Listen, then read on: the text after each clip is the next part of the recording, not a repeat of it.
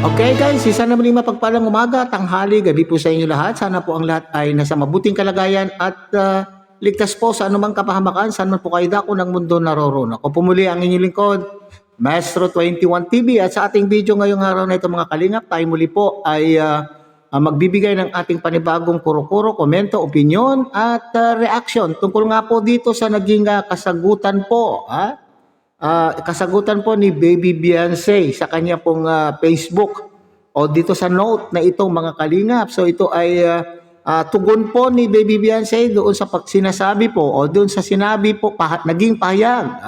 Doon sa naging pahayag din po ni Kalingap Edu tungkol sa pagmamahal. Okay. So saan aabot po itong palitan po ng sagutan o palitan po ng kanila pong mga saloobin, So saan kaya aabot ito mga kalingap? Medyo mahaba-haba na rin po yung panahon na mahaba na rin po yung panahon na may nangyaring hindi maganda dito sa love team na ito. Pero patuloy pa rin po, isa na po diyan yung ingay na create ng mga tao, ng mga create ng mga tao na nasa paligid po ni Baby Beyonce. At the same time po, itong panig din po ni Kalingap Edu. Kaya tuloy ay patuloy po.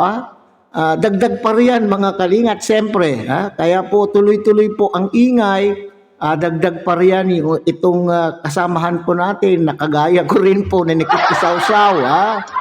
Hindi natin po yan mawawala. Itong mga reactors, kagaya po natin mga reactors ay dagdag pa rin po tayo. Pero sabi ko nga, hindi na tayong kaming mga reactors kaming mga reactors ay hindi mapipigilan na hindi magbigay ng aming mga komento sa ating mga kaganapan na nangyayari po sa loob po ng community ng Kalingap. Hindi po ba mga Kalingap? Ang hindi lang maganda kung ang reaction po ay negatibo. Ayan. Kung ang reaction po ay negatibo, maaaring ito ay nakakadagdag po ng perwisyo sa dalawa. Pero sa atin naman po ay tayo ay magbibigay lamang po ng ating kuro-kuro, komento at opinion tungkol po sa ating mga nakikita. Okay, so hindi natin po plano na tayo ay makadagdag pa sa intindihin po ng dalawa at magpapalala po sa sitwasyon. Okay? Bukod pa sa mga reactor, mga kalingap, siyempre, nariyan din po kayo mga viewers. Itong mga viewers din. Kasama din po kayo dyan, mga kalingap. Kasi pag may nakita po kayo, kapag mayroon kayong nakita sa bawat panig, ay nagre-react din po kayo. Hindi lamang po mga reactors ang nagre-react. Ultimo rin din po itong mga viewers po ng EDC na hanggang ngayon po ay umaasa na hanggang dulo. Hindi po ba mga kalingap?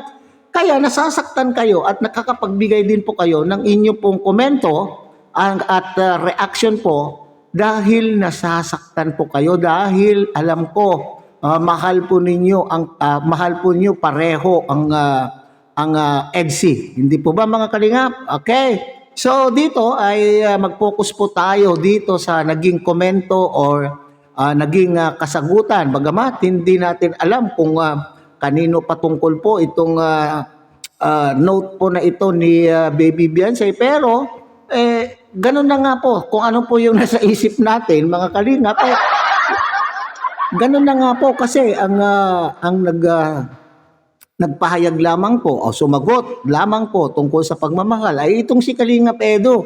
Sinagot po niya yung komento po ng baser na sinasabing hindi daw po minahal ni Kalingap Edu ang Baby Beyonce. At ano ang tugon po dyan ni Kalingap Edu mga Kalingap? Ano daw po paano daw po i-define ang pagmamahal? Okay. Ayan, isa na po dyan, nabanggit po ni Kalingap Edu na ang pag minamahal mo ang isang tao ay kinakailangan mag-effort, ipakita mo ang pagmamahal, hindi po ba? So dito naman po, sasagot po ni Baby Beyonce, sinasabi po dyan, tingnan po natin. Love is not all about effort. Okay. So sagot po dyan sa sinasabing na katanungan po kay Kalingap Edo na hindi daw nag-e-effort itong si Kalingap Edo. At doon po sa naging live po ni Kalingap Edo, sinabi niya na nag-e-effort daw po siya. Okay? Ano po yung kanya pong ginagawang pag-e-effort? Ina-assign po niya si Early daw na bantayan o tignan po ang kalagayan po ni Baby Beyonce at nagpapadala daw po siya ng pagkain, hinahatid sundo. Ito po ay itong pagkakasabi na naman po na ito ni Kalingap Edo, mga Kalingap, ay naging iba rin po yung interpretasyon po ng iba. Naging iba po yung interpretasyon po yung iba. Sinasabi po nila na itong mga sinasabi po ni Kalingap Edo na pag-effort niya sa pagsusundo, pagbibigay po niya ng pagkain, pamimili po niya ng mga pasalubong, ay ang interpretasyon po naman po yung mga galit siguro kay Kalingap Edo ay sinasabing ay panunumbat. Ay, nako po. Lahat na lang ng bagay na banggitin ng bawat isa ay mayroong kahulugan.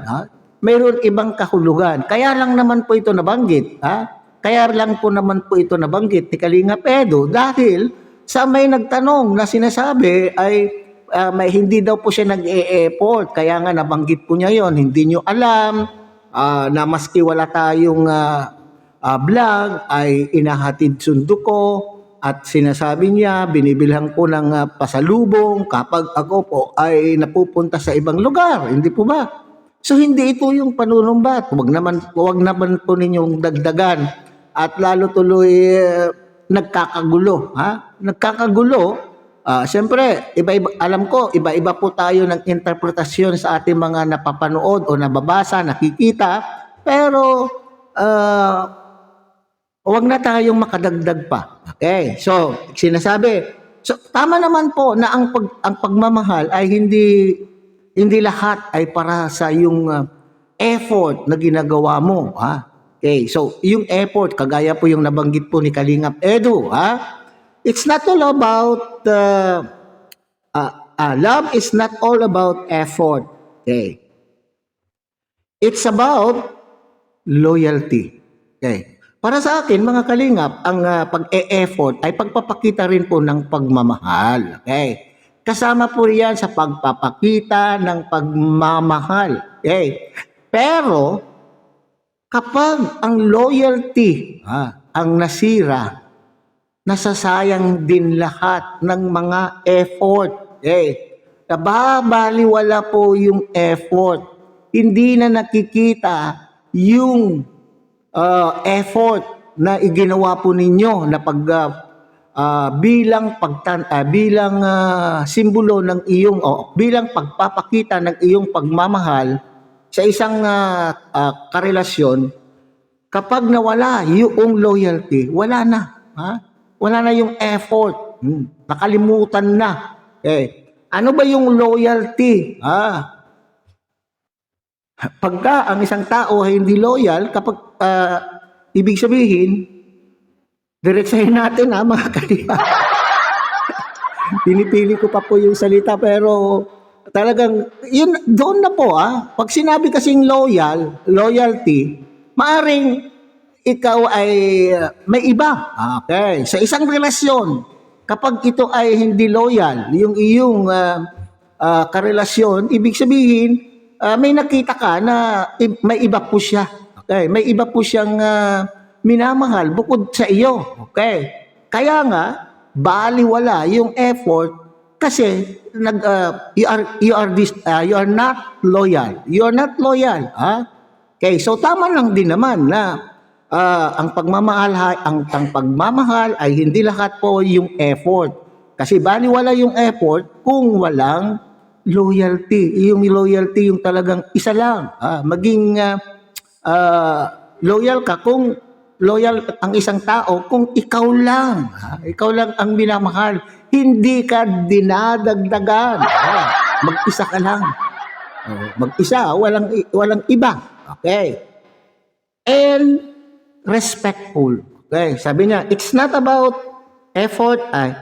Love is not all about effort, it's about loyalty and respect. Hindi respectful, kasi nakalagay dito, respectful. Respect lang dapat po yan, mga kalingap. Ay, kinorek ko pa. It's about respect. Kung walang loyalty. Kung hindi ka loyal na, ibig sabihin, you are disrespectful. Oo. Wala kang ano pa yung respect sa isang tao. Okay, nawala na rin po. Kasi ibig sabihin, kung hindi ka naging loyal, wala kang wala kang paggalang. Wala kang paggalang doon sa tao na pinangakuan mo. Yan, pinangakuan mo ng pagmamahal, pero yun pala ay walang katibay-tibay yung iyong ipinangako. Di ba? So, ibig sabihin, walang galang, walang respeto. Kaya nga, nawawala yung respeto, nawawala yung effort kapag yung loyalty ang nasira. Okay? So, hindi natin alam pong mga kalingap kung yung pong pinupukol kay Kalingap Edu na mayroong iba, hindi pa natin po yan na ma-confirm, mga kalingap, kasi mga salita lang pa ng mga salita lang naman pa ang naririnig po natin. Meron nga diyan mga nagsasabi na talagang tinutukoy na mayroong talagang iba itong si Kalingap Edu, pero meron naman din po naghahanap din po ng resibo, naghahanap po ng proof, yung iba naghahanap ng proof. Kaya hindi po tayo makapagsalita ng kumpirmasyon tungkol po diyan, mga kalingap, kasi ang naririnig pa lang naman natin ay mga haka-haka, mga salita lamang po ng mga taong galit, mga galit, kung kanino man galit, kay Kalingap Edu man o kay Baby Beyonce, hindi po ba? O gusto lamang pong mag-create ng ingay upang magkaroon po ng content. Di ba? Yung iba naman po ay panay ang pasabog. Sabog ng sabog, pasabog ng pasabog. Pero para sa ang tingin ko dyan, mga kalingap, pasabog ng pasabog upang magkaroon po ng pag-uusapan, para magkaroon po ng content, para magkaroon po ng pagkakakitaan. Real talk. Okay. So hanggang dito na lamang po tayo, mga kalingap. Bulit ang kilikin po natin Kuya Bal Santos Matubang, Ate Edna Vlog, Kalingap Rob, at siyempre sana po inyo rin pong tangkilikin ang munting channel na ito sa pamamagitan po ng pagbibigay niyo po ng like, share, and subscribe, at tuloy pindutin na rin po ang notification bell, at nang sa ganon, tayo pa rin po ay magkita-kita at magsama-sama sa susunod pa pong mga reaction videos na ating gagawin. Muli, isang mapagpalang umaga, tanghali, gabi po sa inyong lahat. Mabuhay po kayo at God bless everyone.